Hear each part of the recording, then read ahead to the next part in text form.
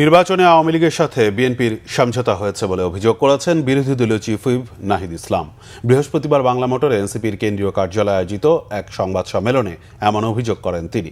আওয়ামী লীগকে পুনর্বাসনের চেষ্টা করা হলে দেশ জুড়ে প্রতিহতের ডাক দেওয়া হবে বলেও এ সময় হুঁশিয়ার করেন নাহিদ ইসলাম। বলেন, এই সরকারের কাছে আওয়ামী কালচার দেখতে চায় না জনগণ।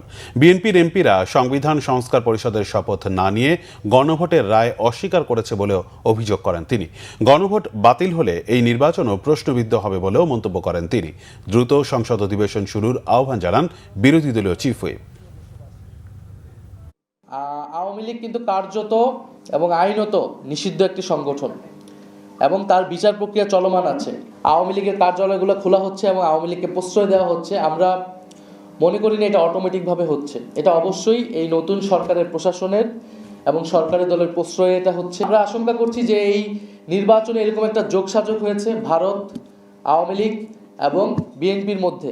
আওয়ামী লীগের জেলা কার্যালয় তালা খুলেছে, সেটা কিভাবে হয়েছে আমরা তার জবাব দিতে চাই এবং অবিলম্বে সেটা প্রশাসনিকভাবে আইন শৃঙ্খলা বাহিনীর দায়িত্ব সেই কার্যালয় বন্ধ করা। যদি তারা ব্যর্থ হয় তাহলে আমরা কিন্তু রাজনৈতিকভাবে প্রতিরোধের ডাক দেব সারা বাংলাদেশে।